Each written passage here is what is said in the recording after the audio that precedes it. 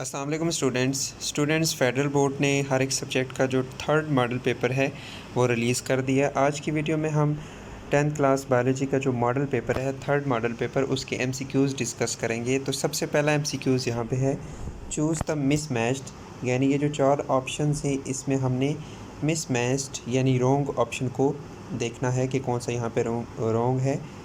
यहाँ पे सबसे पहले गम्स रिलीज़ फ्रॉम कीकर, येस गम्स कीकर से रिलीज़ होता है। राइजन फ्रॉम पाइन, ये भी ठीक है। इसके अलावा म्यूसिलेज फ्रॉम लेडी फिंगर, ये भी ठीक है। लेटेक्स फ्रॉम टोमेटो, ये आपने बुक के अंदर एग्जांपल नहीं पढ़ी होगी, तो यही गलत है। लेटेक्स रिलीज़ होता है रबर प्लांट से, आपकी बुक के अंदर रबर प्लांट की एग्जांपल लिखी हुई है, तो ऑप्शन बी यहाँ पे रॉन्ग है, तो आपने इसको चूज़ करना है, मिसमैच यही है।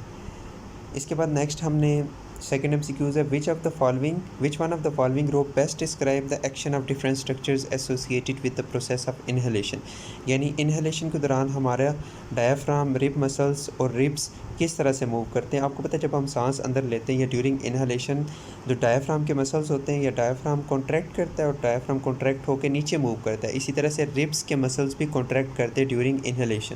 तो हमने यहाँ पे करेक्ट ऑप्शन को चूज़ करना है, करेक्ट रो को। डायफ्राम मसल कॉन्ट्रैक्ट करते हैं, पहले अगर ऑप्शन को देखो तो ठीक है। Rib muscle relax during inhalation, no, ये हम पहली रो को चूज़ नहीं कर सकते। सेकंड रो है diaphragm muscle relax, no, second row को भी चूज़ नहीं कर सकते। थर्ड रो है diaphragm muscle contract, yes. Rib muscle contract, yes. Ribs are raised, yes. मतलब ड्यूरिंग इनहेलेशन रिब्स के मसल भी कॉन्ट्रैक्ट करते हैं और रिब्स बाहर की जानब मूव करती हैं, तो इसमें ऑप्शन सी को चूज़ करना है आपने। नेक्स्ट है hyaline cartilage is the characteristic of, यानी ये कुछ एग्जांपल्स देखिए, आपने बताना है इनमें से किसके अंदर हाइलाइन कार्टिलेज प्रेजेंट होता है। तो पिना के अंदर होता है इलास्टिक कार्टिलेज, तो पहले ऑप्शन को हम सेलेक्ट नहीं कर सकते। बी है एपिग्लोटिस के अंदर भी इलास्टिक कार्टिलेज होता है। इंटरवर्टिब्रल डिस्क के अंदर फाइब्रस कार्टिलेज होता है, तो इसको भी हम चूज़ नहीं कर सकते। इसमें जो डी है ट्रेकिया, इसके अंदर होता है हेलाइन कार्टिलेज, इसमें ऑप्शन डी को आपने चूज़ करना है। नेक्स्ट हम 4 MCQs की तरफ जाते हैं। The diagram shows the different regions of brain which structure carry out the functions of the conscious thought and intelligence. आपको पता है हमारी ब्रेन का जो सबसे लार्ज पार्ट होता है वो होता है सेरिब्रम, और ये सेरिब्रम हमारी बॉडी की जितनी भी कॉन्शियस एक्टिविटीज़ होती हैं उन्हें कंट्रोल करता है और हमारी इंटेलिजेंस को भी कंट्रोल करता है। तो यहाँ पे जो ऑप्शन यहाँ पे जो लेबल्ड है ए स्ट्रक्चर, ये सारा आपको पता है, ये सारा क्या होता है, सेरिब्रम, तो हमने यहाँ पे चूज़ करना है ऑप्शन ए को। इसके बाद 5th MCQs की तरफ जाते हैं। 3 characteristics of a specific method of asexual reproduction are listed below. यहाँ पे 3 कैरेक्टर्स लिखे हुए हैं एक एसेक्सुअल रिप्रोडक्शन के, हमने बताना है कि ये कौन सी टाइप की एसेक्सुअल रिप्रोडक्शन है। तो यहाँ पे सबसे पहला कैरेक्टर लिखा हुआ है डिवीजन ऑफ न्यूक्लियस, यानी एक सेल है उसके अंदर एक न्यूक्लियस से 2 न्यूक्लियस बन जाते हैं। दैन साइटोप्लाज्म डिवाइड करता है, जब साइटोप्लाज्म की डिवीजन होती है तो एक सेल से 2 सेल बन जाते हैं, ठीक है। तो यहाँ पे नेक्स्ट लिखा हुआ कि कौन सा मेथड है, ये मल्टीपल फिशन है, नहीं मल्टीपल फिशन भी नहीं है, स्पोर फॉर्मेशन भी नहीं है, पार्थेनोजेनेसिस भी नहीं है, ये बाइनरी फिशन ही है, यानी division of 1 cell into 2 daughter cell. इसके बाद नेक्स्ट हमने बताना है the diagram shows the reflex arc. आपको पता है रिफ्लेक्स आर्क क्या होता है, pathway followed by reflex action. Reflex action क्या होते हैं, reflex action is a type of involuntary action, ठीक है, एक सडन इनवॉलंटरी एक्शन होता है किसी भी पर्टिकुलर स्टिमुलाई को रिस्पॉन्स करने के लिए, हमारी बॉडी का एक इनवॉलंटरी एक्शन होता है। तो इसमें कौन सा पाथ फॉलो होता है, यहाँ पे देखें सबसे पहले ये जो लिखा हुआ है कि ये मैसेज यहाँ से, जैसे फॉर एग्जांपल यहाँ पर रिसेप्टर्स होंगे, इन रिसेप्टर से मैसेज सेंसरी न्यूरॉन के ज़रिए जाता है हमारे स्पाइनल कार्ड के अंदर, और स्पाइनल कार्ड के अंदर प्रेजेंट होते हैं इंटर न्यूरॉन, फिर इंटर न्यूरॉन से मैसेज फिर मोटर न्यूरॉन के ज़रिए जाता है बॉडी के पार्ट्स मतलब मसल्स वगैरह की तरफ, और फिर मसल्स कॉन्ट्रैक्ट करके क्या शो करते हैं, रिस्पॉन्स, ठीक है। तो रिफ्लेक्स आर्क में सबसे पहले यहाँ पे हमने चूज़ करना है कि ये जो 1 है ये क्या है, 2 क्या है, 3 क्या है, 4 क्या है, 5 क्या है। तो 1 रिसेप्टर है पहली रो के अंदर, हम देखें तो ठीक है 1 रिसेप्टर है। सेकंड सेंसरी न्यूरॉन, ठीक है। थर्ड मोटर न्यूरॉन, नहीं, यहाँ पे आप ऊपर देख सकते हैं जो थर्ड है वो मोटर न्यूरॉन नहीं बल्कि थर्ड वाला इंटर न्यूरॉन है, मतलब ये स्पाइनल कार्ड के अंदर इंटर न्यूरॉन ही होते हैं, तो इसमें हम इसको भी चूज़ नहीं कर सकते। नेक्स्ट अगर हम सेकंड की तरफ जाएं, बी सेंसरी न्यूरॉन फिर मोटर न्यूरॉन, ये भी नहीं है।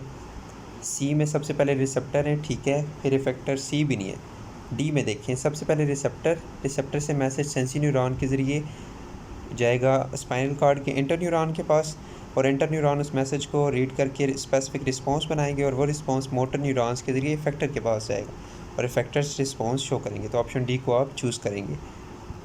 इसके बाद नेक्स्ट आपने बताना है identify the mode of vegetative propagation in the following plant.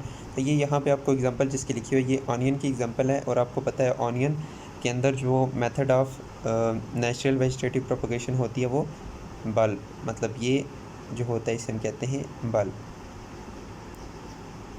इससे नया प्लांट बन सकता है, नया ऑनियन का प्लांट बन सकता है। तो ये ना ही राइजोम है, ना ही स्टोलन है, ना ही कॉम है। तो ये आपने बुक से ही ये स्टेटमेंट चूज़ की गई है। तो बेसिकली ये बल्ब की ही एग्जांपल है। नेक्स्ट जो कुछ और वेजिटेटिव प्रोपगेशंस की, नेचुरल वेजिटेटिव प्रोपगेशंस की टाइप्स हैं, उनकी एग्जांपल्स भी आप देख लीजिएगा। इसके बाद नेक्स्ट है some distinct characters of the variations are given, यानी कुछ distinct character of a variation are given. एक वेरिएशन के कुछ करेक्टर्स यहाँ पे लिखे हुए हैं। Control by single gene pair, यानी एक ही जीन पेयर से कंट्रोल होती है, फॉर एग्जांपल इस जीन पेयर से। और डिस्टिंक्ट फिनोटाइप डिस्टिंक्ट फिनोटाइप का मतलब ये होता है कि वाजिया, जैसे हमारा जो ब्लड ग्रुप है ये एक डिस्टिंक्ट फिनोटाइप की एग्जांपल है। जैसे ए ब्लड ग्रुप है, बी ब्लड ग्रुप है, या ओ ब्लड ग्रुप है, ए बी ब्लड ग्रुप है, ये डिस्टिंक्ट फिनोटाइप है। इसके अलावा जो जैसे हमारा स्किन कलर है ना, ये डिस्टिंक्ट फिनोटाइप के अंदर नहीं आता, ठीक है। मतलब वाज़िया तौर पर आप एक बंदे का कलर दूसरे से ना डिफ्रेंशिएट नहीं कर पाते। बहुत सारे बंदे होते हैं जिनका कलर आपस में मिलता भी होता है, तो डिस्टिंक्ट फिनोटाइप, स्किन, हाइट, ये डिस्टिंक्ट फिनोटाइप के अंदर नहीं आता। इसके अलावा लीस्ट अफेक्टेड बाय एनवायरनमेंट, एक और चीज़, ये जो मतलब ये हमने करेक्टर को चूज़ करना है कि यहाँ से कौन से है, तो वो करेक्टर्स जो मोस्टली एक जीन पेयर से कंट्रोल होते हैं ना, ठीक है, ये जिनकी डिस्टिंक्ट फिनोटाइप होती हैं, वो एनवायरनमेंट से इफेक्ट नहीं होते। जैसे हमारा ब्लड ग्रुप है वो एनवायरनमेंट से इफेक्ट नहीं होता, लेकिन हमारा स्किन कलर एनवायरनमेंट से इफेक्ट होता है, हमारी हाइट एनवायरनमेंट से इफेक्ट होती है, वेट एनवायरनमेंट से इफेक्ट होता है, ठीक है। तो ये सारे किस में आते हैं, ये इवन हमारी स्किन भी एक से ज़्यादा जीन पेयर से कंट्रोल होता है, तो इसमें हाइट तो हो नहीं सकती, ठीक है, और स्किन कलर भी नहीं हो सकता। इसके अलावा IQ लेवल भी नहीं हो सकता। इसमें टंग रोलिंग हो सकता है, यानी कुछ टंग को रोल कर सकते हैं और कुछ रोल नहीं कर सकते, तो option D is correct. Next है select the one which is not related to single cell protein. अच्छा, सिंगल सेल प्रोटीन से रिलेटेड नहीं है, उसको हमने चूज़ करना है। तो सिंगल सेल प्रोटीन में एग्रीकल्चर वेस्ट को यूज़ किया जाता है, ठीक है। माइक्रो ऑर्गेनिजम्स को मैस ग्रोथ, मतलब ज़्यादा ग्रोथ कराई जाती है, ये भी ठीक है। रिडक्शन इन पोल्यूशन, मतलब इसमें अगर हम एग्रीकल्चर वेस्ट वगैरह को यूज़ करें तो पोल्यूशन में भी पोल्यूशन को रिड्यूस करने में हेल्प करता है। तो लेस न्यूट्रिशियस फूड, ये गलत है। मतलब सिंगल सेल प्रोटीन से जो हमें फूड मिलती है उसके अंदर प्रोटीन्स भी होते हैं, सम अमाउंट में वाइटामिन भी होते हैं, डिफरेंट और मिनरल्स भी होते हैं, तो इसमें ऑप्शन सी हम चूज़ कर सकते हैं, ये रिलेटेड नहीं है सिंगल सेल प्रोटीन से।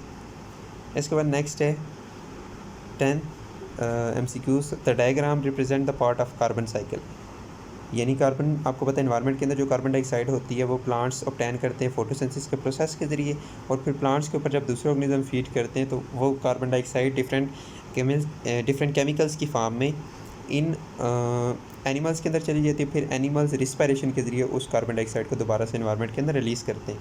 तो हमने यहाँ पे एक्स वाई जेड को फाइंड करना है कि यहाँ पे एक्स क्या है, वाई क्या है और जेड क्या है।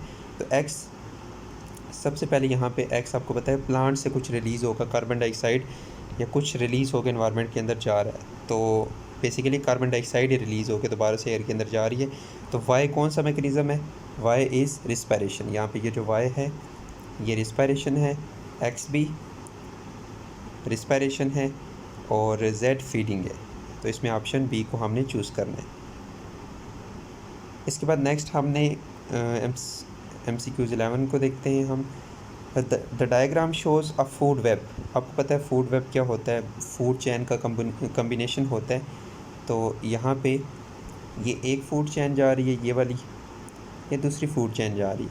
यहाँ पे देखिए ग्रास के ऊपर लोकस्ट फीड कर रहा है, इसके ऊपर स्कॉर्पियन, इसके ऊपर बबून, और इसके ऊपर फीड कर रहा है लियोपर्ड। तो ये देखें, ये एक वो क्या उसे कहते हैं फूड चैन है, और ये दूसरी फूड चैन है। तो इसमें देखें ये ट्रॉपिक लेवल 1 है, ये ट्रॉपिक लेवल 2 है, और ये ट्रॉपिक लेवल 3 है। और इसमें ये ट्रॉपिक लेवल 1 ट्रॉपिक लेवल 2, 3, 4 और 5, ठीक है।